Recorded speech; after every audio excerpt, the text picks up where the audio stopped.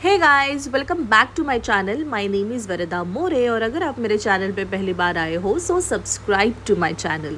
सो आज का ये जो वीडियो है, ये जो मेकअप वीडियो है, ये मैं बना रही हूँ महाराष्ट्रियन मेकअप लुक, जो कि है अग्रिकोई मेकअप लुक, जो कि काफ़ी ज्वेलरी से भरा हुआ रहता है।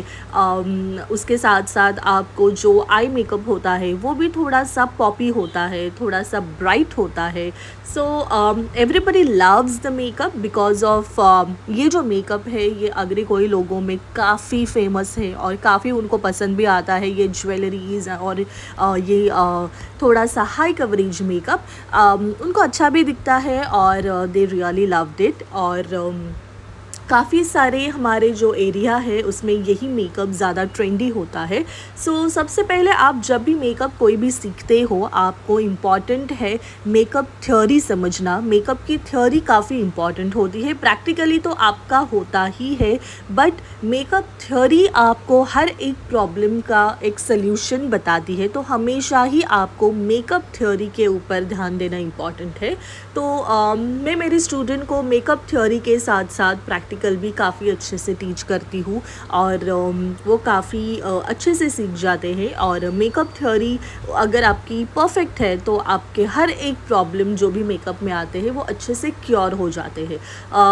सो यहाँ पे हमारी जो मॉडल है उनका जो स्किन टाइप है वो है नॉर्मल, क्योंकि उनका एज काफ़ी कम है। हम जो मॉडल के लिए लड़कियां लेते हैं वो हमेशा ही 20 to 25 30 के बीच में ही रहती है। जैसे जैसे एज बढ़ता है स्किन में इश्यूज़ होना, स्किन में प्रॉब्लम्स होना बढ़ जाता है। जैसे हमें पता है कि हमारे जो स्किन टाइप्स होते हैं वो 4 तरीके के होते हैं: normal, dry, oily and combination. तो जो 20 एज के लड़कियां होती है, 20, 21, 22, वो काफ़ी आपको नॉर्मल टू ऑयली की तरफ बढ़ती हुई ज़्यादा दिखाई देती है। तो हमारी जो क्लाइंट है उनका जो टोन है वो भी काफ़ी फेयर टू मीडियम टोन है। अभी ये टोन क्या होता है, ये स्किन टाइप्स क्या होता है, ये आपको थेराटिकली हमारे कोर्सेस में सीखने को मिलेगा कि आपको टोन वाइज कैसे मेकअप करना है, आपको टोन वाइज कैसे फाउंडेशन लेने हैं। ये आपको सब हमारे मेकअप का क्लास में आपको सीखने को मिलते हैं। अगर आप नियर बाई पनवेल हो तो आप डेफिनेटली हमारे जो कोर्स है वो आप ले सकते हो और आप अच्छे से पढ़ सकते हो। एंड यहाँ पे मैं जो मेरा इंस्टाग्राम आईडी डाल रही हूँ, आप वहाँ पे भी जाइए और फॉलो कीजिए। वहाँ पे भी काफ़ी रील्स और काफ़ी एजुकेशनल वीडियोस रहती हैं, क्योंकि मेरी एकेडमी सिर्फ मेकअप की नहीं है, स्किन, हेयर एंड मेकअप की है। तो आपको तीनों भी फील्ड में अच्छे से नॉलेज वहाँ पे मिल जाता है।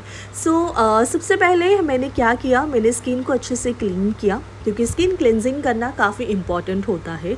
जो भी डस्ट है या जो भी एक्सेसिव मेकअप रहेगा, ऑयल रहेगा, वो निकलना काफ़ी इम्पॉर्टेंट है। तो अच्छे से मैंने स्किन को क्लीन कर लिया था। इसके बाद जो मैंने यूज़ किया था वो है रिकोड का हेलुरोनिक एसिड मिस्ट। हेलुरोनिक एसिड मिस्ट आपकी जो स्किन है उसको अच्छे से हाइड्रेट करता है और स्किन को हाइड्रेशन मिलना काफ़ी इम्पॉर्टेंट है। और हेलुरोनिक एसिड ये आप ऑल टाइप ऑफ स्किन के लिए यूज़ कर सकते हो, क्योंकि उसमें वाटर कंटेंट ज़्यादा होता है और स्किन को हाइड्रेशन देना मतलब पानी से भर देना, ये उसका काम होता है। और मिस्ट है, इसके लिए उसमें मॉइस्चराइजिंग फील्ड थोड़ा सा आपको फीलिंग ज़्यादा मिलेगी।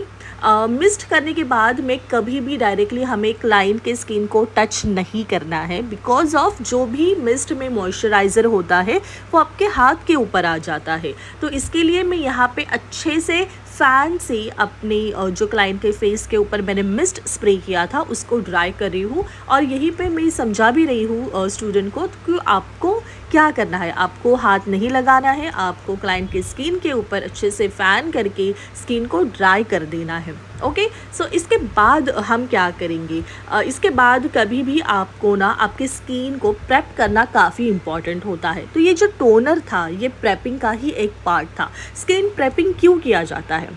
अगर आप किसी के ऊपर मेकअप कर रहे हो तो उसका स्किन टाइप आपको समझना इम्पॉर्टेंट है। उसका स्किन टाइप जानने के बाद आपको मेकअप से पहले स्किन को प्रोटेक्ट करने के लिए, हाइड्रेट करने के लिए, मॉइस्चराइज करने के लिए आपको स्किन प्रेपिंग करना काफ़ी इम्पॉर्टेंट है। जैसे हम खाना बनाने जाते हैं तो उसके पहले हम अच्छे से प्रेप करते हैं, तो हम जब खाना बनाते हैं तो हमें प्रॉब्लम्स नहीं आती है। सेम आपको मेकअप के पहले भी अच्छे से स्किन को प्रेप करना इम्पॉर्टेंट है, जिससे कि जब आप फाउंडेशन अप्लाई करोगे और इसके बाद जो भी हम नेक्स्ट स्टेप करते हैं तब आपको कोई भी स्किन में प्रॉब्लम्स क्रिएट नहीं होती और क्लाइंट को भी कोई भी प्रॉब्लम नहीं होता है। तो यहाँ पे मैं जो यूज़ करी वो है रिकॉर्ड का हाइड्रा क्रीम। हाइड्रा क्रीम मतलब वाटर क्रीम है, ये वाटर बेस क्रीम है। आप चाहे तो आप क्रीम बेस जो होता है मॉइस्चराइज़र वो भी आप यूज़ कर सकते हो, पर यहाँ पे मुझे स्टूडेंट को step by step products knowledge देना था, इसके लिए मैंने यहाँ पे यूज़ किया है water base cream. Water cream जिसमें अच्छे से स्किन को हाइड्रेटिंग कर देगा और हाइड्रेट होने के बाद स्किन में बिल्कुल भी पानी की कमी आपको नहीं दिखाई देगी। तो यहाँ पे जो मैं मॉइस्चराइज़र है वो मैं लगा रही हूँ स्टिपलिंग ब्रश से।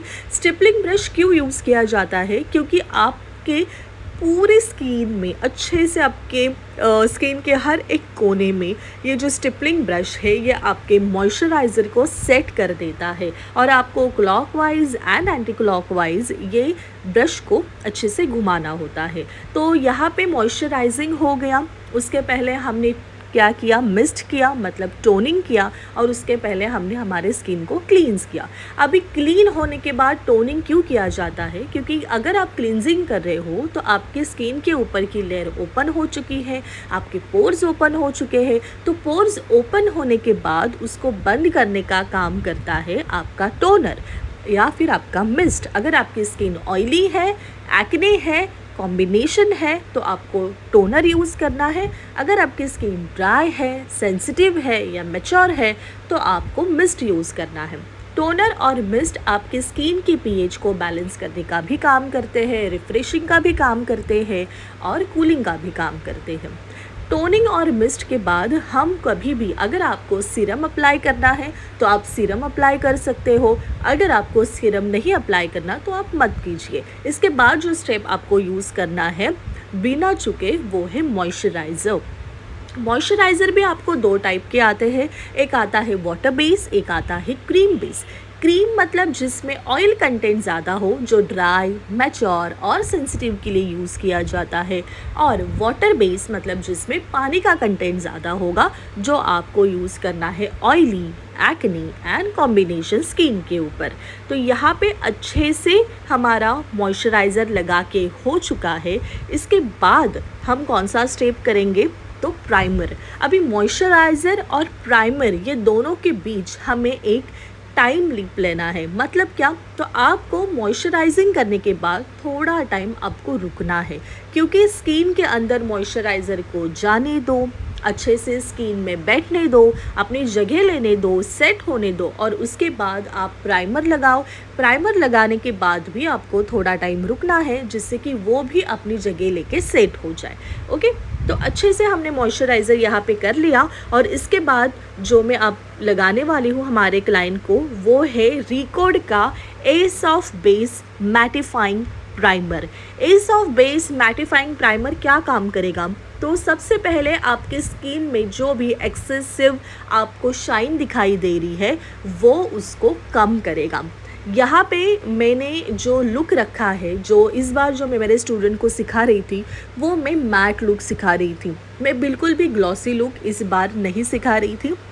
ग्लॉसी लुक मैं मेरे नेक्स्ट मॉडल के ऊपर करने वाली हूँ, उसका भी वीडियो आएगा, वो भी आप ज़रूर देखिएगा। इसके लिए आपको सब्सक्राइब करना है और बेल आइकॉन दबाना है, जिससे कि जब भी मैं वो मॉडल की वीडियो डालूँगी आपको वो नोटिफिकेशन मिल जाए और आप अच्छे से सीख जाओगे। मॉइस्चराइज़र के बाद हमने जो प्राइमर लगाया है, तो प्राइमर का काम होता है आपके स्किन के ऊपर एक ब्लर इफ़ेक्ट लाना, एक प्रोटेक्टिंग इफ़ेक्ट लाना, और आपके स्किन को इसके बाद जो भी स्टेप्स आएंगे उससे प्रोटेक्ट करना, जिससे कि आपको बिल्कुल भी एलर्जिक रिएक्शन मोस्टली नहीं होती है या होनी भी नहीं चाहिए। ओके, तो प्राइमर हम जब कर रहे हैं तो प्राइमर अच्छे से आपको जहाँ जहाँ पे शाइन दिखाई दे रही है वहाँ पे लगाओ। जहाँ पे आपको लगता है कि आपकी स्किन में ओपन पोर्स है आप वहाँ पे लगा सकते हो, या फिर आप फुल फेस भी आप लगाओगे तो भी चलेगा, क्योंकि प्राइमर का एक बैरियर फंक्शन काम है, तो बैरियर करता है स्किन को। ओके, इसके बाद जो मैं बता रही हूँ वो है के ब्यूटी के मैजिक ड्रॉप के बारे में। अभी मैजिक ड्रॉप क्या है? मैजिक ड्रॉप मतलब आपके स्किन में वाटर रेजिस्टेंट का काम करता है। मतलब आपके स्किन के ऊपर जो भी पानी आएगा या जो भी पसीना आएगा उसको क्या करेगा, वो आपके मेकअप को बिल्कुल भी ख़राब नहीं होने देगा। तो यहाँ पे हमें क्या करना है, मैंने प्राइमर यूज़ कर लिया, प्राइमर के ऊपर मैं यहाँ पे लगाऊंगी के ब्यूटी का मैजिक ड्रॉप। और ये जो के ब्यूटी का मैजिक ड्रॉप है ना, ये काफ़ी थिक है, तो आपकी स्किन के ऊपर उसको आपको प्रॉपरली अप्लाई करना है। जैसे फेस हो गया, नेक हो गया, ईयर्स हो गए, आपको अच्छे से अप्लाई करना है। मैजिक ड्रॉप में आप बिल्कुल भी कंजूसी मत कीजिए, क्योंकि अगर आपको वाटर प्रूफ और वाटर रेजिस्टेंट मेकअप बनाना है तो आपको ये मैजिक ड्रॉप काफ़ी मैजिकल काम करेगा। ओके, तो आपको अच्छे से ये मैजिक ड्रॉप यूज़ करना है और ऑल ओवर फेस आपको यही यूज़ करना है। मैजिक ड्रॉप काफ़ी तरीके के आते हैं, काफ़ी कंपनी मैजिक ड्रॉप निकाल रही है, जैसे पीएसए ने भी निकाला है, अफ्लेर्जा का मैजिक ड्रॉप है, V3L का मैजिक ड्रॉप है, इसके बाद काफ़ी और कंपनीज़ हैं जो मैजिक ड्रॉप निकाल रही है, क्योंकि हर किसी को समर टाइम हो या विंटर टाइम हो या फिर रेनी टाइम हो, आपको हर किसी को वाटरप्रूफ मेकअप सीखना भी है और करना भी है। और अगर कोई किसी की स्किन ऑयली है या कोई ब्राइड है जिनकी स्किन ऑयली है, एक्ने है, और समझो वो काफ़ी पसीना आता है, तो उनको आप ये जो वाटर बेस जो हम मेकअप करते हैं, जो वाटरप्रूफ बेस जो मेकअप करते हैं, ये आप डेफिनेटली उनको कर सकते हो। बस इसके जो चार्जेस होते हैं वो थोड़े से ज़्यादा होते हैं, तो आपको वो चार्जेस एडअप करने हैं आपके मेकअप में। ओके, तो यहाँ पे अच्छे से आपको क्लाइंट के स्किन के ऊपर ये प्राइमर अप्लाई करना है, तो ये एज अ प्राइमर भी काम करता है। ओके, तो अच्छे से आपको ये अप्लाई करना है। तो आप देख रहे हो मैं अच्छे से क्लॉकवाइज एंड एंटी क्लॉकवाइज मेरे क्लाइंट के हर एक फेस के ऊपर पार्ट के ऊपर अच्छे से लगा रही हूँ, अच्छे से पेनिट्रेट कर रही हूँ। और इसके बाद आपको थोड़ा टाइम उसको देना है। तब तक आप क्या कीजिए, आप सोचिए कि आपके क्लाइंट के जो स्किन है उसके ऊपर क्या क्या इश्यूज़ है। तो हमारी जो क्लाइंट है उनके स्किन के ऊपर बेसिकली तो कोई भी इशू नहीं है, because of she is in 20, वो 20 साल की है और 20 साल की है तो उसको कोई प्रॉब्लम नहीं रहेगा। बस आजकल मोबाइल से या थोड़ा सा जब हम ट्रैवल करते हैं या पढ़ाई का थोड़ा प्रेशर होता है, तो अंडर आइज़ जो है वो थोड़े से डार्क हो जाते हैं या थोड़े से पिगमेंटेड हो जाते हैं।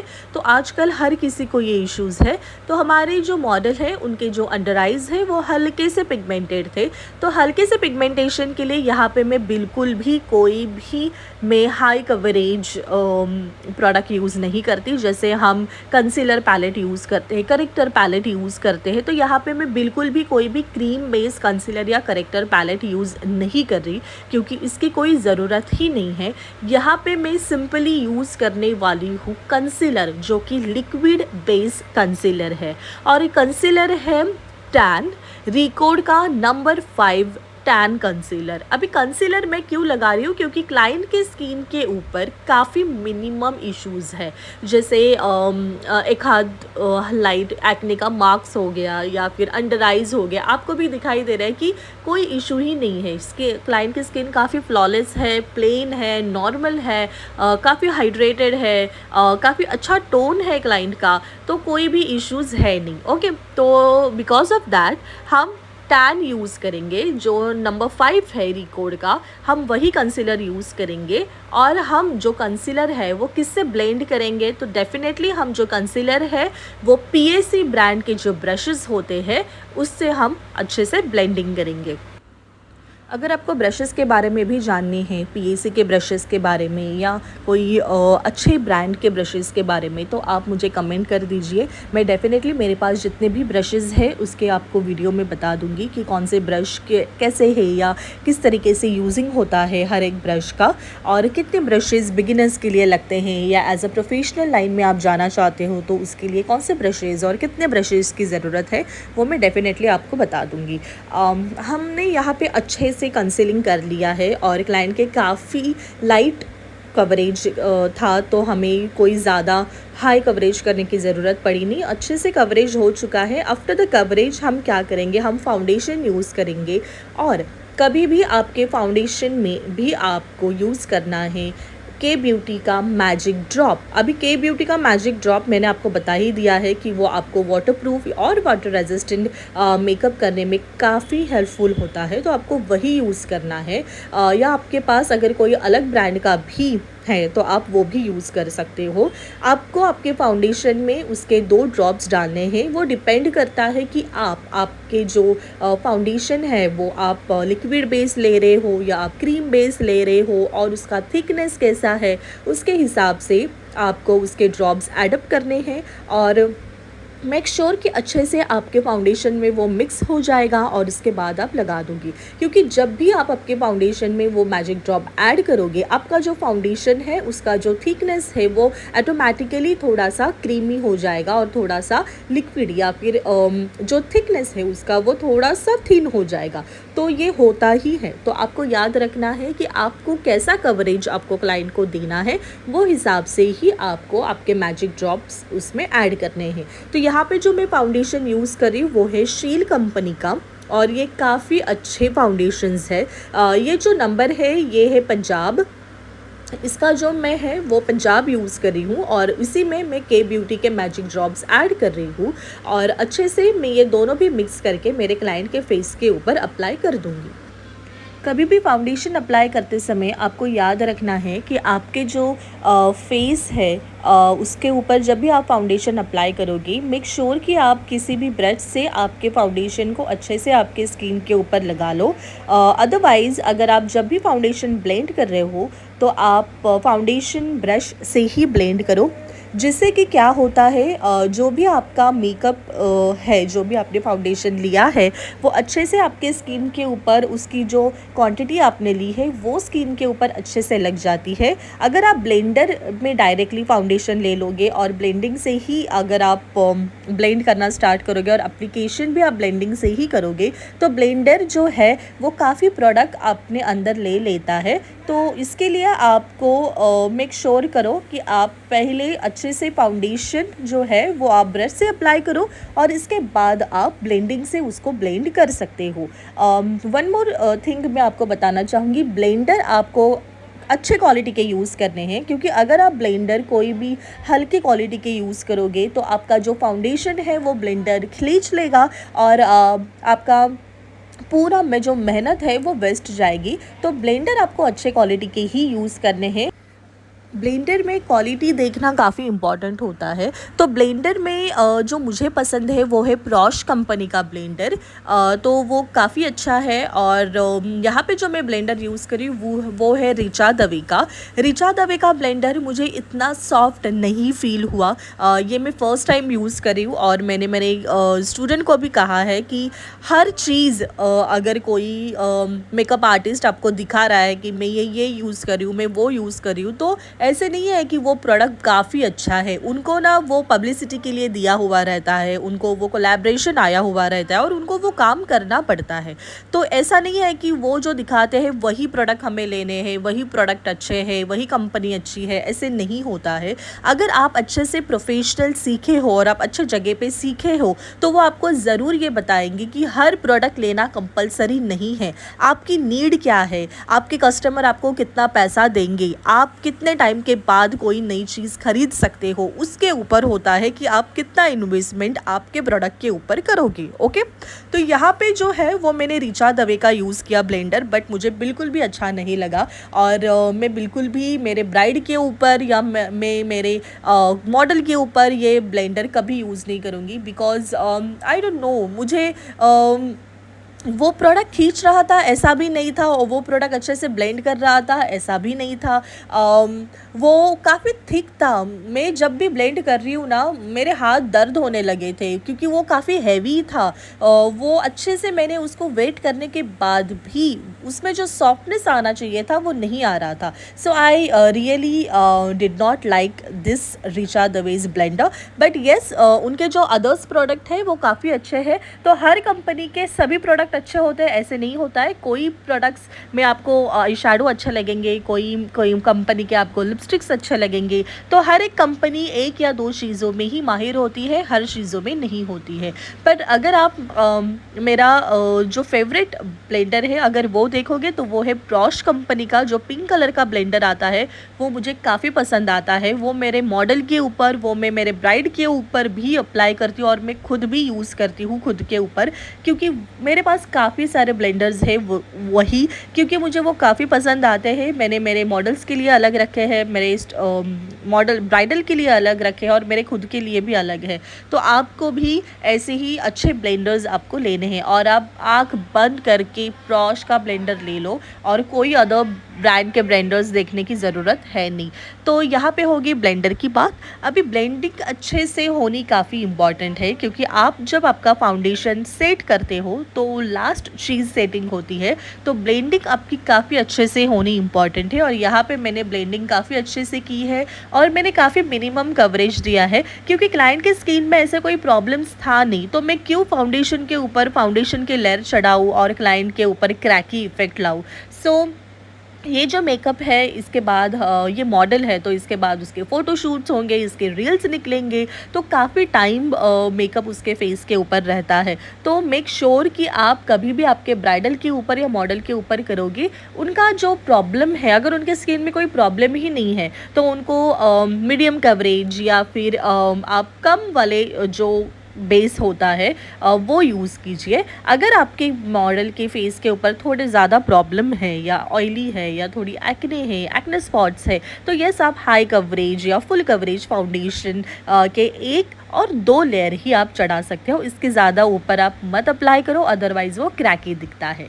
यहाँ पे जो लाइट ऑन ऑफ हो रही है, मैं क्लाइंट को मैं मेरे स्टूडेंट को अच्छे से समझा रही थी कि लाइटिंग इफ़ेक्ट कैसे होता है, ऑन कैसे दिखता है, ऑफ कैसे दिखता है, या फिर वाइट लाइट में कैसे दिखता है, नेचुरल लाइट में कैसे दिखेगा, येलो लाइट में कैसे दिखेगा। तो यहाँ पे हमारा जो है वो लाइटिंग के बारे में चल रही है। अगर आपको लाइटिंग के बारे में भी जानकारी चाहिए और आपको सीखना है तो इसके लिए आपको हमारे basic to advance professional classes जो होते हैं मेकअप के, वो आपको करने पड़ेंगे। और मैं ये चाहती हूँ कि जितना भी आप वीडियो में सीखते हो वो तो हम कोशिश करते हैं कि आपको अच्छे से अच्छा हम वीडियो में बताएं, पर कोई छोटी छोटी चीज़ें होती है जो आपको क्लासेस में ही सिखाई जाती है और आप वहाँ पे ही सीखोगे तो आपके हर एक जो डाउट है वो वहीं पे प्रैक्टिकल करते करते क्लियर हो जाते हैं। इसके बाद जो है वो मैंने मेरे स्टूडेंट को दिखाया कि कैसे वाटरप्रूफ बेस बन चुका है और कितने अच्छे से आपके जो क्लाइंट के जो फेस है वो अच्छे से वाटरप्रूफ हो चुके हैं, वाटर रेजिस्ट हो चुके हैं।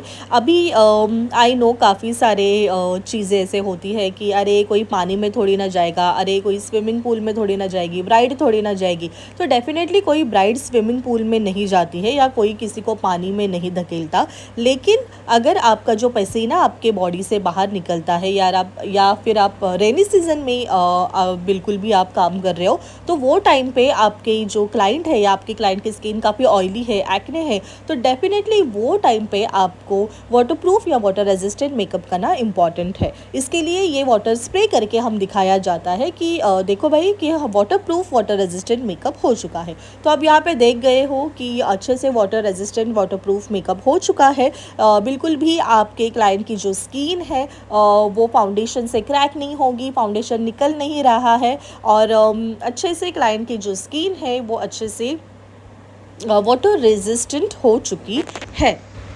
इसके बाद हम करें हाइलाइटिंग। हाइलाइटिंग 2 तरीके की होती है। एक हाइलाइटिंग जो हम लास्ट में करते हैं ब्लशिंग के ऊपर, वो स्किन को शाइनी दिखाने के लिए किया जाता है, और एक जो हाइलाइटिंग है वो हमें हमारे कंसीलर से करनी पड़ती है। आप क्रीम कंसीलर या लिक्विड कंसीलर दोनों का भी इस्तेमाल कर सकते हो। वो आपके फीचर्स को इन्हांस करने के लिए किया जाता है। तो आपको जहाँ पे भी मैंने मार्क किया है लाइटिंग प्रोडक्ट, वो आपको हाईलाइटिंग वही एरियाज़ है और आपको अच्छे से उसको इन्हांस करना है। अभी हर किसी के फेस टोन वाइज आपको करेक्टर लेना है, कंसीलर लेना है, फाउंडेशंस लेना है, एंड जो भी प्रॉब्लम्स है उसको भी फेस टोन वाइज ही आपको करेक्ट करना पड़ता है। अभी ये जो सब चीज़ है ये है थेरोटिकल चीज़ें, और थेरोटिकल के लिए आपको प्रॉपर कोर्स करना ही इम्पॉर्टेंट है। और मैं चाहूँगी अगर आपको अच्छे से प्रोफेशनल फील्ड में आना है, आपको अच्छे से मेकअप प्रोफेशनल होना है, तो आप क्लासेस ज़रूर कीजिए और क्लासेस में अच्छे से ज़रूर सीखिए। ओके, तो हाइलाइटिंग हमने कर लिया है। यहाँ पे ना मुझे मेरे एक स्टूडेंट ने पूछा था कि मैम आपने जो फेस के ऊपर स्प्रे किया था वो हमें हमारे ब्राइड के ऊपर भी करना है क्या, मतलब उनको दिखाना पड़ेगा क्या? तो जी नहीं, ऐसे कुछ है नहीं कि आपको आपके ब्राइड के ऊपर भी करना है। अगर आपकी ब्राइड चाहती है कि आप मुझे दिखाओ कि मेरा जो बेस है वो वाटरप्रूफ हो चुका है या वाटर रेजिस्टेंट आपने मेकअप कर दिया है, तो भाई मुझे दिखा दो, तभी आपको स्प्रे करके दिखाना है। अदरवाइज़ ऐसा कुछ नहीं होता है कि आप स्प्रे करो उसको या वाटर स्प्रे करने के बाद ही वो सील होता है, तो ऐसा नहीं होता है। वो एक जो मुझे डेमो देना था और इसके लिए हम लोग ये स्प्रे करते हैं। अदरवाइज़ आपको आपके क्लाइंट के ऊपर भी स्प्रे करना है, ऐसा नहीं होता है। तो आप विदाउट स्प्रे आप नेक्स्ट जो स्टेप होता है जो हमारा हाइलाइटिंग, उसके ऊपर भी आप जा सकते हो। तो ये क्वेश्चन जो है वो बिल्कुल भी फ़नी नहीं है। ये क्वेश्चन सीरियसली काफ़ी सीरियस होता है, क्योंकि आप हमें ये करते हुए देखते हो तो आपको ऐसे लगता है कि अरे हाँ, ये हमें भी करना होगा, मतलब ये स्टेप भी एडअप होगा। तो ऐसा कुछ नहीं होता है। वाटर स्प्रे होने के बाद नहीं होता है कि आपका जो वाटर प्रूफ मेकअप सील हो जाता है, ऐसा नहीं होता है। तो आप डेफिनेटली वो स्किप कर सकते हो। अगर आपकी ब्राइड चाहती है कि आप दिखाओ भाई मेरा हुआ है, तो ही आपको दिखाना है। तो यहाँ पे अच्छे से आप देख रहे हो कि हाइलाइटिंग हो चुका है। हाइलाइटिंग भी मैंने काफ़ी मिनिमम की है। मुझे काफ़ी वाइटिश फेरिश ऐसे हाइलाइट्स नहीं करने हैं, क्योंकि क्लाइंट का जो टोन है वो मीडियम टू फेयर है, तो क्यों उनके टोन को और ब्राइट करे, और वो अच्छा नहीं दिखता है। वो सामने से देखने में भी अच्छा नहीं दिखता, वो एडिटिंग में भी अच्छा नहीं दिखता है, और वो आपको एज अ ब्राइड अगर कोई है तो उसको भी फ़ोटोग्राफी में अच्छा नहीं दिखेगा। तो इसके लिए आपको हाइलाइटिंग हो तो वो आपको काफ़ी अच्छे से ही करनी है। यहाँ पे मैंने फिर से थोड़ा सा टैन जो है कंसीलर जो मैंने कवरेज के लिए यूज़ किया था, वो मैंने फिर से यहाँ पे यूज़ किया है थोड़ा सा, जिससे कि मुझे जो वाइटिश अगर हो जाते हैं ना अंडर आइज, तो मुझे बिल्कुल पसंद नहीं आता है। मैं काफ़ी इरिटेट हो जाती हूँ वो फेयर लुक देख के। इसके लिए मुझे न्यूट्रल टोन में अंडर आइज लेके जाने थे। इसके लिए मैंने फिर से उसका एक ही ड्रॉप अप्लाई किया और उसको भी मैंने ब्लेंड कर दिया, जिससे कि उनका जो अंडर आइज है मॉडल का वो न्यूट्रल हो जाए, वो बिल्कुल भी फेयर या एकदम ब्राइट कुछ नीचे लगाया हुआ है पाउडरी या वाइटिश ऐसा ना दिखे। सो बिकॉज ऑफ दैट मैंने वो यूज़ किया था। इसके बाद जो है हम काउंटरिंग एंड ब्लशिंग करेंगे। तो ब्रश में मैंने काउंटरिंग प्रोडक्ट ले लिया है जो कि क्रीम बेस है, क्योंकि मुझे जो है वो मेरे स्टूडेंट को क्रीम बेस ब्लेंडिंग दिखाना था। काफ़ी मिनिमम ब्लेंडिंग है, काफ़ी लाइट ब्लेंडिंग है। मैं बिल्कुल भी प्रॉपर दूर से या पास से आप देखो और आपको समझ में आएगा कि अरे ये तो काउंटर है, अरे ये तो ब्लश है, अरे ये हाइलाइटर है। अगर ऐसे स्पेसिफिक दिखाई देता है, अगर ब्लेंडिंग आपकी अच्छी नहीं है तो फिर वो बिल्कुल भी अच्छा नहीं दिखता है। तो आपकी ब्लेंडिंग काफ़ी अच्छी होनी चाहिए, भले ही आप क्रीम प्रोडक्ट यूज़ करो या पाउडर प्रोडक्ट यूज़ करो। तो यहाँ पे जो है वो मैं काउंटरिंग कर रही हूँ। काउंटरिंग कैसे किया जाता है, कौन से फेस के ऊपर कैसे काउंटूर किया जाता है, हर फेस शेप के अकॉर्डिंग अलग अलग तरीके का काउंटूर होता है। कौन से एरिया पे करना है, कौन से एरिया पे नहीं करना, कभी ज़रूरत होती है कभी नहीं होती है।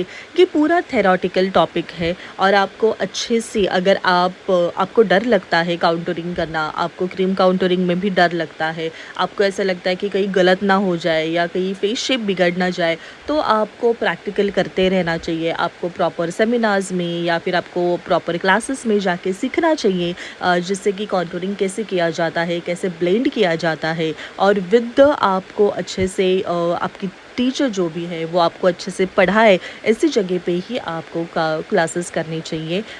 इसके बाद मैं एयर ब्रश मेकअप का भी प्रॉपर ट्यूटोरियल वीडियो देने वाली हूँ और काफ़ी इजी होता है एयर ब्रश यूज़ करना। काफ़ी लोग डर जाते हैं, पर आजकल जो ब्राइडल्स है वो एयर ब्रश मेकअप के जो ट्यूटोरियल्स है या एयर ब्रश मेकअप के जो मेकअप्स होते हैं ब्राइडल मेकअप, वो आजकल ब्राइडल्स पूछते हैं और वो काफ़ी फैसिनेट हो गए हैं। ब्राइडल्स काफ़ी पूछते हैं कि हमें एयर ब्रश मेकअप भी करना है, तो आपको यहाँ पे एयर ब्रश मेकअप भी ज़रूर देखने को मिलेगा, सीखने को मिलेगा।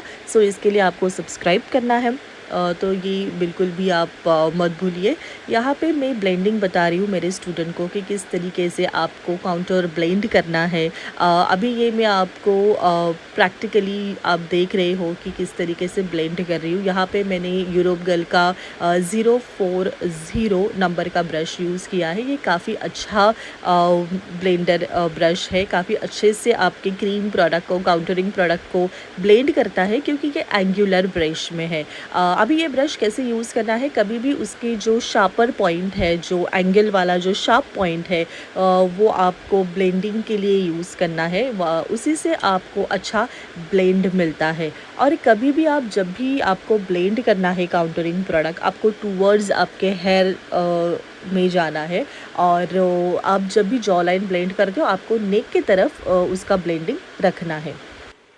नोज़ ब्लेंडिंग भी काफ़ी इम्पॉर्टेंट होता है। अभी यहाँ पे मैं सेम ब्रश यूज़ कर रही हूँ। अगर आपको डाउट है या आपको नहीं जमता तो आप स्मॉल साइज़ ब्रश लेके भी ब्लेंड कर सकते हो, या फिर अगर आपको क्रीम प्रोडक्ट से नोज़ ब्लेंड करना डिफ़िकल्ट लगता है तो आप पाउडर प्रोडक्ट से भी कर सकते हो। अभी ब्लेंडिंग के लिए आपको एक चीज़ याद रखनी है, कभी भी स्किन टोन से 2 टोन डार्कर या 3 टोन डार्कर ही आप प्रोडक्ट लो। ज़्यादा ब्राउन प्रोडक्ट लोगे तो फिर वो पैची इफ़ेक्ट देता है, वो अच्छा बिल्कुल भी नहीं लगता है। यहाँ पे मैंने बिल्कुल भी पाउडर अभी तक सेटिंग किया नहीं है। इसके लिए जितना भी क्रीम प्रोडक्ट है वो मैं अभी यूज़ कर रही हूँ। तो यहाँ पे सिंपली नैम का मैंने ब्लश, जो वेलवेट ब्लश है उनका, वो यूज़ किया है और मेरे मॉडल के चिक को अच्छे से मैं पिंकी इफ़ेक्ट दे रही हूँ और वो काफ़ी अच्छा लगता है।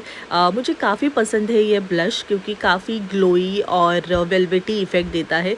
जैसे कि मैंने कहा कि मैं ये मेकअप क्लाइंट को मैट बता रही हूँ कि अगर आपके पास कोई ऑयली स्किन आती है या एक्ने स्किन आती है तो आपको बिल्कुल भी क्लाइंट के स्किन के ऊपर ज़्यादा क्रीमी प्रोडक्ट या ऑयली बेस प्रोडक्ट या काफ़ी हाइलाइटिंग प्रोडक्ट या हाइलाइटर्स या कोई भी तरीके का हाइलाइटर्स हो, आपको ज़्यादा यूज़ नहीं करना है। आपको उनको मैट ही लुक देना है जिससे कि उनका जो फेस है वो ज़्यादा ऑयली ना हो या ज़्यादा शाइन ना करे, क्योंकि कितना भी आप करो लेकिन जो बॉडी है वो अपना जो ऑयल है, जो पसीना है, वो बाहर दे ही देती है, निकाल ही देती है। सो इसके लिए मैं जो है ब्लश, वो मैं अभी क्रीमी ब्लश कर रही हूँ क्योंकि पाउडर ब्लश आप कितना भी टाइम देखो, आपको एक सर्टन टाइम के बाद पाउडर ब्लश जो है वो निकल जाता है, आपको उसको टचअप देना ही पड़ता है। पर जब आप फाउंडेशन के ऊपर आप ब्लश को लगाते हो तब वो जो ब्लश है वो ऐसे लगता है कि नेचुरली ब्राइड ब्लश कर रही है या काफ़ी टाइम तक वो ब्लश जो है वो होल्ड रहता है। इसके लिए आप कभी भी ब्राइडल को ब्लश करोगे ये मेक श्योर करिएगा कि अगर आप तो टचअप करके चले जाते हो और उसके बाद जो है वो काफ़ी टाइम ब्राइडल्स रहती है, उनके फ़ोटोशूट्स रहते हैं, तो उनका जो ब्लश है वो कम नहीं होना चाहिए। इसके लिए आप हमेशा याद रखो, आपकी कोई भी टाइप की ब्राइडल हो, आपको हमेशा ही आपके ब्राइड को क्रीम ब्लशर या लिक्विड ब्लशर आपको यूज़ करना ही करना होता है और आप ज़रूर वो कीजिए। इसके बाद आपको जो डिफरेंस दिखेगा वो नेक्स्ट लेवल डिफरेंस होगा। तो यहाँ पे मैंने अच्छे से ब्लशिंग भी किया है, काउंटरिंग भी किया है। आप देख भी रहे हो कि मेरा काउंटर कितना अच्छा दिख रहा है और ब्लश भी अच्छे से इन्हांस हो रहा है। इसके बाद मैं क्या करूँगी कि अच्छे से मेरे मॉडल के फेस को मैं अभी बेक कर दूँगी, मतलब सेट कर दूँगी। तो सेटिंग के लिए यहाँ पे मैंने PAC का ट्रांसलूशन पाउडर लिया है। एग्जैक्टली अभी मुझे नंबर याद नहीं है, आई थिंक नंबर 10 है उसका। और ये जो नंबर अगर 10, शायद 10 ही है। ये जो है PAC का ट्रांसलूशन पाउडर, ये आप आपको अच्छे से न्यूट्रल टोन में जाता है। तो अगर आपके क्लाइंट की जो फेस है वो फेयर टू मीडियम है, एकदम भी आप मीडियम टू डस्की पे ये यूज़ नहीं कर सकते, पर फेयर टू मीडियम तक आप ये न्यूट्रल टोन वाला जो पाउडर है आप डेफिनेटली यूज़ कर सकते हो। ये ज़्यादा फेयर भी नहीं है, मतलब वाइटिश भी नहीं है, ये ज़्यादा ब्राउन भी नहीं है और ये येलो भी नहीं है, इट्स न्यूट्रल टोन पाउडर। तो आप डेफिनेटली आपके मॉडल के ऊपर या आपके ब्राइडल के ऊपर आप डेफिनेटली ये प्रोडक्ट यूज़ कर सकते हैं। और ये ट्रांसलूशन प्रोडक्ट है। ट्रांसलूशन पाउडर क्यों यूज़ किया जाता है या फिर लूज़ पाउडर हम इसको कहते हैं, क्यों यूज़ किया जाता है? तो जब भी आप कोई भी फाउंडेशन के बाद या हाइलाइटिंग के बाद जब भी आपको आपके क्लाइंट के फेस को सेट करना होता है, जब आपको फाउंडेशन को सेट करना होता है या कोई भी ऐसी चीज़ आपने क्रीमी या लिक्विडी लगाई है जिसको आपको सेट करना है, वो सेटिंग के लिए, वो लॉन्ग टाइम के लिए आपको आपके क्लाइंट के ऊपर लूज़ पाउडर या ट्रांसलूशन पाउडर का ही इस्तेमाल करना होता है। कितने तरीके के पाउडर्स आते हैं? तो ट्रांसलूशन पाउडर मतलब वाइट कलर का पाउडर आता है, बनाना पाउडर मतलब येलो कलर का पाउडर आता है, एंड ब्राउन पाउडर मतलब हर किसी के टोन वाइज आपको वाइट कलर, ब्राउन कलर में आपको डेफिनेटली पाउडर्स मिलते हैं। तो ये 3 टाइप के पाउडर्स आपके पास अवेलेबल होते हैं और आपको ये तीनों टाइप के पाउडर्स आपके पास रखने हैं, क्योंकि आपके पास कोई भी टोन की ब्राइडल आ सकती है या कोई भी साइडर्स आ सकता है, फेयर आ सकता है, मीडियम आ सकता है, डस्की आ सकता है या उससे भी थोड़ा सा ब्राउनिश विटिश ऐसे टोन आपके पास आ सकते हैं। तो आपके पास 3 से 4 वैरायटी ऑफ पाउडर्स जो है वो होने इम्पॉर्टेंट होते हैं। इसके साथ साथ आपके पास कॉम्पैक्ट होना भी इम्पॉर्टेंट है, जो हम आगे वाले प्रोडक्ट में देखेंगे। अभी यहाँ पे जो है फर्स्ट मैं अप्लाई कर रही हूँ पाउडर मेरे अंडर आइज़, मतलब क्लाइंट के अंडर आइज़ के ऊपर, क्योंकि वहाँ पे मैंने सबसे पहले हाइलाइटिंग किया था। हाइलाइटिंग के बाद मैं सबसे पहले वहाँ पे डस्ट कर रही हूँ, जिससे कि क्या हो जाएगा, वहाँ पे मैं सेट कर रही हूँ, जिससे कि क्या हो जाएगा, क्लाइंट के जो अंडर आइज़ है वहाँ पे क्रीज नहीं आएंगे और वो सेट हो जाएंगे। इस अच्छे से पाउडर सेटिंग होने के बाद मैं यहाँ पे कर रही हूँ शील कंपनी के प्रोडक्ट से काउंटोरिंग। अभी काउंटोरिंग हमने क्रीमी किया था, तो हम अभी पाउडर काउंटोरिंग भी करेंगे, क्योंकि हमें क्रीम काउंटोरिंग को पाउडर काउंटोरिंग से सेट करना है। इसके बाद हम ब्लश को भी पाउडर ब्लश से सेट करेंगे। सो यहाँ पे जो है वो मैं सेम मेरे क्लाइंट के टोन से 2 टोन या 3 टोन डार्कर मैं काउंटरिंग प्रोडक्ट लूँगी, और जहाँ पे मैंने प्रोडक्ट ब्लेंड किया था काउंटरिंग, वहीं पे मैं वहाँ मेरे प्रोडक्ट को सेट कर दूँगी। बहुत ही फेदरली और हल्के हाथ से आपको सेटिंग करना है। याद रखो, आपने ऑलरेडी क्रीमी प्रोडक्ट से ब्लेंड किया है, तो आपको बस उसको सेट करने के लिए लाइट पाउडर लेना है। आप ज़्यादा प्रोडक्ट मत लीजिए, अदरवाइज़ प्रॉपर आपको दिखेगा कि यहाँ पे लाइन है ब्राउन, वहाँ पे लाइन है ब्राउन, और वो बिल्कुल भी अच्छा नहीं दिखता है। इसके बाद में फॉरएवर 52 का मेरा फेवरेट ब्लशर पैलेट है ये, क्योंकि इसमें आपको मीडियम टू डार्कर टोन तक आपको आराम से ब्लशेस आते हैं, मैट है, शाइनी है और हर टोन के ऊपर जाने वाला प्रोडक्ट है। तो यहाँ पे मैं ब्लश लगा रही हूँ, और यहाँ पे मैंने थोड़ा सा रेडिश कलर का ब्लश लिया है। मैं जहाँ पे अप्लाई कर रही हूँ वो है एप्पल ऑफ द चिक। मैं एप्पल ऑफ द चिक के ऊपर ही अप्लाई कर रही हूँ, और वहाँ पे मैं ओ डायरेक्शन में उसको राउंड कर करके मैं आराम से ऊपर जाऊँगी। अभी ब्लशिंग का जो टेक्निक होता है वो 3 तरीके का टेक्निक होता है, एक W, एक C और एक O। तो ये WC और O क्या होता है, ये आपको डेफिनेटली हमारे क्लासेस में सीखने को मिलता है, या फिर अगर आप हमारे सेमिनार्स करोगे या आप हमारे वर्कशॉप करोगे तो आपको वहाँ पे ज़रूर सीखने को मिलेगा। तो यहाँ पे मैंने जो है वो मैंने W फॉर्म में किया है। यहाँ पे मैं तीनों टेक्निक्स यूज़ कर रही हूँ, W भी कर रही हूँ, C भी कर रही हूँ और O भी कर रही हूँ, जिससे कि जो ब्लश है वो अच्छे से रहे। हर मेकअप का अपना एक फोटे होता है हर मेकअप में, हर स्टाइल में। अगर कोई मेकअप कर रहे हो, अगर आप सिंपल महाराष्ट्रियन कर रहे हो, अगर आप कर रहे हो कोई क्रिश्चियन ब्राइडल, या अगर आप कर रहे हो बंगाली ब्राइड्स, तो हर ब्राइडल अपना अलग अलग तरीका होता है। ऐसे नहीं होता है कि अरे रेड कलर बस डार्क टोन के लिए यूज़ करना है, या रेड कलर बस फेयर टोन के लिए यूज़ होता है। ऐसे नहीं होता है। हर ब्राइड और हर ड्रेसिंग के ऊपर डिपेंड होता है, हर जगह पे क्या चलता है, किसी को क्या सूट होता है, कौन से टोन के ऊपर क्या जाता है, ये भी बहुत इम्पॉर्टेंट होता है। और ये आप धीरे धीरे प्रैक्टिकल करके एक्सपीरियंस के साथ ही आप सीख सकते हो। तो यहाँ पे मैंने अच्छे से COW में अच्छे से ब्लश ऑन कर लिया है। ब्लश ऑन के बाद जो है नेक्स्ट स्टेप हमारा अभी होता है आइज़ के ऊपर। अभी हम करेंगे हमारे आइज़ के ऊपर। तो यहाँ पे मैं करने वाली हूँ आइज़ के ऊपर काम। इससे पहले मैं जो है मेरा रिकॉर्ड का मैटिफाइंग सेटिंग स्प्रे जो है वो मैं यूज़ कर रही हूँ। क्यों यूज़ कर रही हूँ? क्योंकि अभी जो है मेरा जो काम है वो आँखों के ऊपर काफ़ी होने वाला है, और जो मैं आई शेडो बनाने वाली हूँ वो काफ़ी ब्राइट होने वाले हैं। तो मेरा हाथ जो है वो मेरे क्लाइंट के फेस के ऊपर डेफिनेटली रहेगा। भले ही मैं उसके ऊपर रेस्टर यूज़ करूँगी, लेकिन वो रहेगा। तो इसके लिए मैं सबसे पहले मेरे जो बेस है जो मैंने बनाया हुआ है उसको मुझे सेट करके लेना काफ़ी इम्पॉर्टेंट है। तो यहाँ पे मेरा बेस का तो काम ऑलमोस्ट हो चुका है। इसके लिए मैं यहाँ पे यूज़ कर रही हूँ रिकॉर्ड का मैटिफाइंग स्प्रे, जो मेरे बेस को कम्प्लीटली मैट कर देगा, सेट कर देगा। अभी यहाँ पे मैंने कोई भी ग्लोई जो है वो या डुई वाला स्प्रे सेटिंग स्प्रे यूज़ नहीं किया है, या कोई मिस्ट स्प्रे नहीं किया है। तो मेरा जो मेकअप है वो स्टार्टिंग टू एंड हमेशा मैट ही दिखेगा आपको। मेरे जो क्लाइंट का जो फेस है वो मैट ही दिखेगा। यहाँ पे आप आगे देखोगे मैंने हाइलाइटर भी यूज़ नहीं किया है, बिकॉज़ मुझे मेरे क्लाइंट की स्किन को एक मैट लुक देना है। मुझे मेरे बच्चों को मैट मेकअप सिखाना था कि आप किस तरीके से, अगर क्लाइंट को मैट मेकअप चाहिए बिल्कुल भी शाइनी।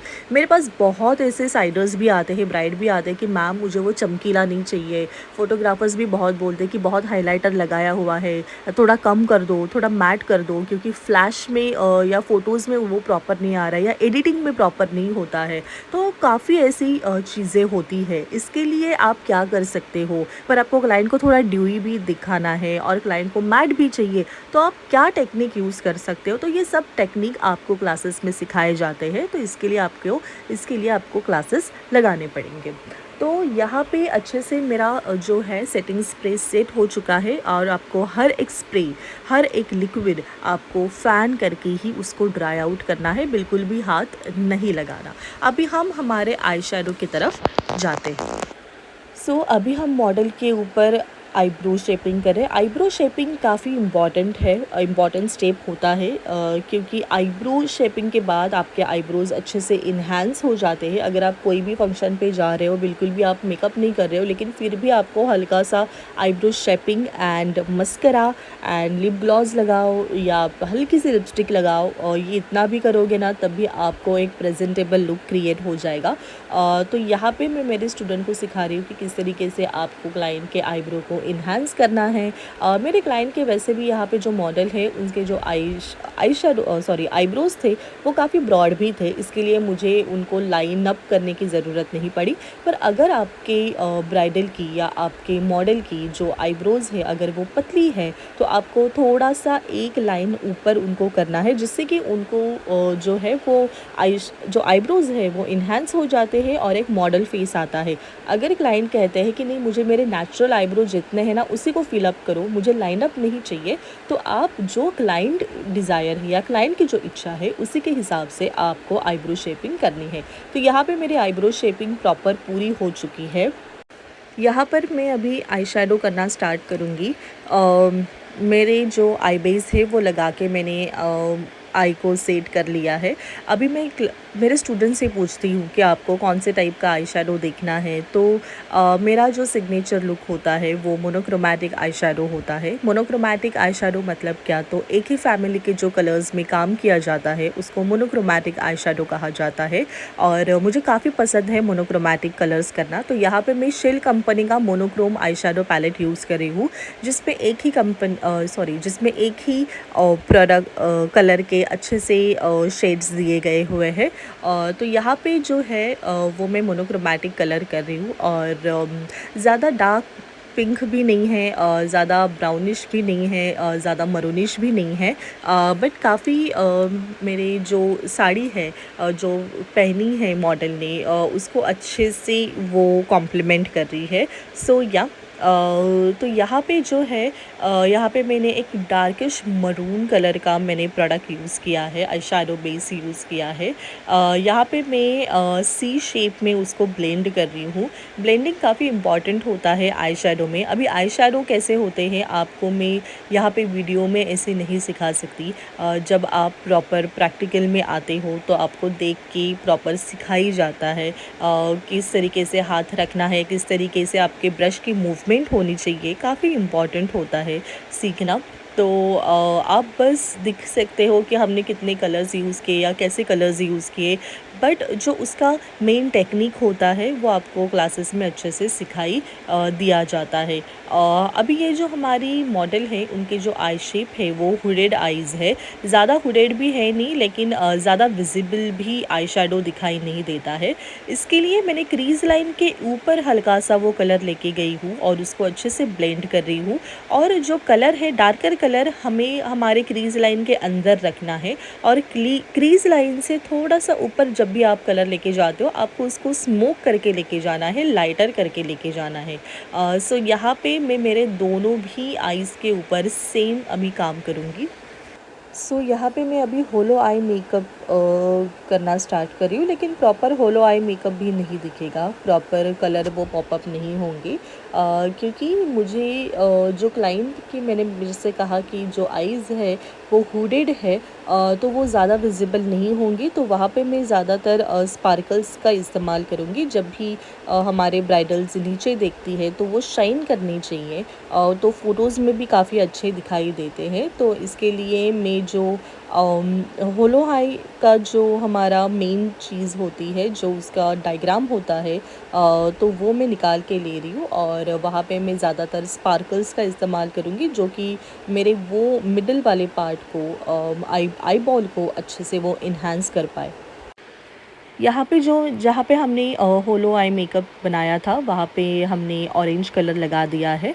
ऑरेंज कलर के बाद उसके ऊपर हम जो स्पार्कल लगाने वाले हैं वो होलोग्राफिक कलर्स में रहेंगे। जो क्लाइंट ने पहनी है साड़ी वही कलर के हम स्पार्कल्स यूज़ करेंगे, जिससे कि जो हमारा आई शेप है वो अच्छे से, जो हमारा आई बॉल है वो अच्छे से पॉपअप हो और फ़ोटोज़ में वो अच्छे से दिखे। तो जब भी आपको ब्राइडल बनानी है जिनके आपको लगता है कि हुडेड आइज़ है, तो हुडेड आइज़ के ऊपर ये टाइप का जो आई मेकअप होता है ये काफ़ी आपको अच्छे से दिखाई देता है और कस्टमर को भी काफ़ी पसंद आ जाता है।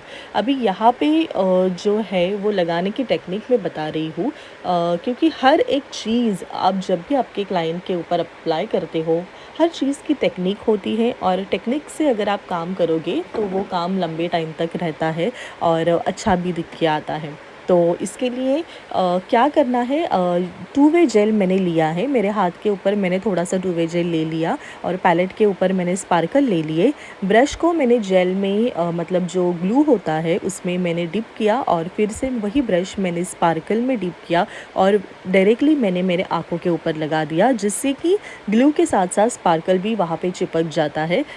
तो आपको स्पार्कल की क्वांटिटी कितनी चाहिए इट्स डिपेंड ऑन यू, और स्पार्कल्स के जो कलर्स है ये भी आपके ऊपर डिपेंड है। समझो अगर मुझे ये कलर नहीं लगाना होता तो मैं येलो कलर भी लगा देती, मैं गोल्डन कलर भी लगा देती, मैं ऑरेंज कलर भी लगा देती स्पार्कल्स में। It's up to your choice होता है। यहाँ पे मैंने मेरे जो स्टूडेंट हैं उनको हर तरीके के स्पार्कल्स पिगमेंट्स मैंने बता दिए हैं। तो जो भी कलर में मुझे उनको नया बताना है, मुझे वो हर एक लेक्चर में बताना पड़ता है।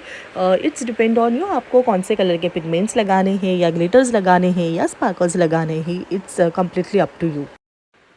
इसके बाद जो है वो मैं अंडर आई के ऊपर काम करी हूँ, लोअर लैश के ऊपर काम करी हूँ। अभी ये जो वाटर लाइन है वहाँ पे मैंने इंग्लॉट का जेल लाइनर लगा दिया है। इंग्लॉट का जेल लाइनर मैंने जहाँ पे हम काजल लगाते हैं उससे थोड़ा नीचे, जहाँ जिसको हम वाटर लाइन कहते हैं, वहाँ पे मैंने अप्लाई किया है। उसका बस मैंने एक लेयर ही अप्लाई किया है। अभी जब भी हम वाटर जेल को जब हम लगाते हैं, हमें उसको अच्छे से ब्लेंड करना है और ब्लेंड हम पाउडर प्रोडक्ट से करेंगे। तो यहाँ पे हमें जब भी ब्लेंडिंग करना होता है, हम ब्लैक या फिर डार्क ब्राउन कलर से ही हमारे ब्लैक आईलाइनर को, जेल को हम डेफिनेटली उसको ब्लेंड करेंगे। तो यहाँ पे मैंने सबसे पहले उसको ब्लैक को एक डेप्थ देने के लिए मैंने ब्लैक ही आई शेडो यूज़ किया है। और ब्लैक आई शेडो से मैं मेरे काजल को और वाटर लाइन को अच्छे से सेट कर लूँगी। दोनों भी सेटिंग होने के बाद मैं यूज़ करूँगी ब्राउन कलर का, मतलब थोड़ा सा डार्क ब्राउन कलर का आई शेडो क्यों यूज़ कर रही हूँ डार्क ब्राउन कलर, क्योंकि जब भी आपको ब्लैक को स्मोक करना है, थोड़ा सा ब्लेंड करना है, तो आप हमेशा ही डार्क ब्राउन कलर यूज़ करो, उससे काफ़ी अच्छा इफ़ेक्ट आता है। अगर आपके पास डार्क ब्राउन है नहीं तो आप कोई भी डार्केस्ट मरून कलर या डार्केस्ट रेड कलर इस्तेमाल आप कर सकते हो, जिससे कि आपके ब्लैक को अच्छा सा स्मोक मिलेगा और डेप्थ मिलेगा और वो काफ़ी अच्छे से उभर के आता है। कोई अदर कलर ब्लैक को बिल्कुल भी कॉम्प्लीमेंट नहीं कर पाता। तो इस तरीके से आपके वाटर लाइन के ऊपर काम कर सकते हो। वाटर लाइन के ऊपर मैंने इस बार क्यों काम किया है, क्योंकि अगर कोई मेकअप में काफ़ी इम्पॉर्टेंट होता है ये चीज़, वाटर लाइन मेकअप के ऊपर, वाटर लाइन के ऊपर ये लाइनिंग करना, और वो काफ़ी अच्छे भी दिखते हैं, आइज़ भी काफ़ी अच्छे से आलमंड शेप में दिखते हैं। इसके लिए काफ़ी इम्पॉर्टेंट है। आजकल तो काफ़ी ट्रेंडी हो चुका है वाटर लाइन के ऊपर काम करना, और आप वाटर लाइन के ऊपर ब्लैक ही नहीं, आप ग्रीन, पर्पल या नेवी ब्लू कलर से भी आप काम कर सकते हो। तो आजकल ये भी काफ़ी ट्रेंडी है, और ग्रीन और नेवी ब्लू कलर तो काफ़ी ट्रेंडी है। और ज़्यादातर अगर आप घाघरा पहन रहे हो, अगर आपकी जो क्लाइंट है वो अगर रिसेप्शन लुक कर रही है, तो उसमें भी काफ़ी ट्रेंडी हो गया है, तो वो भी काफ़ी अच्छा दिखता है। यहाँ पे जेल लाइनर होने के बाद मैं या उसको सेट करने के लिए लिक्विड लाइनर का इस्तेमाल कर रही हूँ। कभी भी आपको जेल लाइनर को एक तो पाउडर से ही सेट करना है, अदरवाइज़ आप जेल लाइनर को लिक्विड वाटरप्रूफ आई लाइनर से भी आप सेट कर सकते हो। तो मैंने सेम इंग्लॉट का जेल लाइनर यूज़ किया था, और यहाँ पे लिक्विड आई लाइनर मैंने कलर बार का यूज़ किया है। मुझे काफ़ी पसंद है कलर बार का वाटरप्रूफ लिक्विड आई लाइनर, और वो काफ़ी अच्छे से जेट ब्लैक कलर है और वो काफ़ी अच्छे से स्टे भी करता है। लाइनिंग के बाद आपको क्या करना है, डेफ़िनेटली हम यूज़ करेंगे लिपस्टिक, और लिपस्टिक से पहले यहाँ पे जो मैं काम कर रही हूँ वो है, जो भी स्किन के ऊपर अगर कुछ स्पार्कल्स गिरे होंगे या पिगमेंट्स गिरे होंगे उसको डस्ट करना।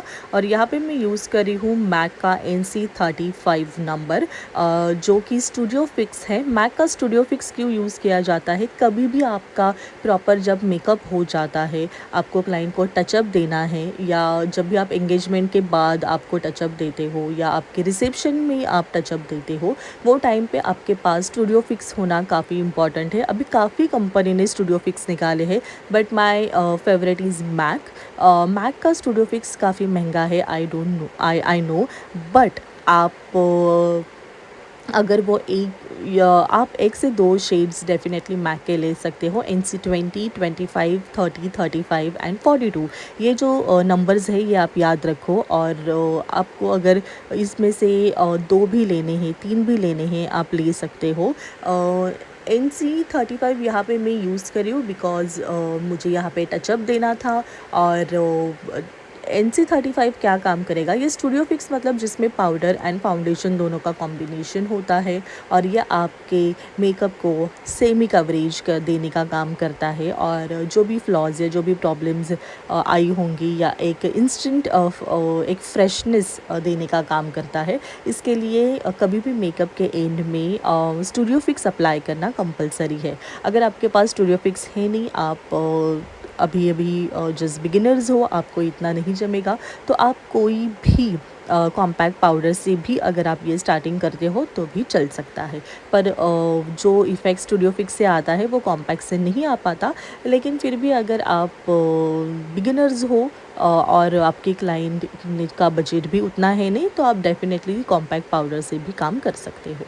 इसके बाद हम लिपस्टिक यूज़ करेंगे। अभी ब्राइडल है तो लिपस्टिक मरून या रेड ये काफ़ी ट्रेंडी है और वही जाती है, तो हम लिपस्टिक भी रेड कलर की ही यूज़ करेंगे जिससे कि क्लाइंट को भी अच्छा लगे और फ़ोटोज़ में भी आपके जो ब्राइडल लुक है वो दिख के आए। यहाँ पे अभी मैं जो कर रही हूँ वो है मस्करा। मस्करा में जो यूज़ कर रही हूँ वो है फेरारोशी का मस्करा मैं यूज़ कर रही हूँ। और अगर आपको कोई अलग ब्रांड का मस्करा यूज़ करना है तो आप कर सकते हो, लेकिन मेक श्योर कि वो जो ब्रांड है वो अच्छा हो, वाटरप्रूफ हो मस्करा और अच्छे से आपके लैश को एक्सटेंड करे, यही मस्करा में इम्पॉर्टेंट होता है। इसके बाद जो मैं लिपस्टिक यूज़ करी वो है फॉरएवर 52 की। काफ़ी अच्छी ब्रांड है और काफ़ी अच्छे से लॉन्ग टाइम तक रहती है लिपस्टिक।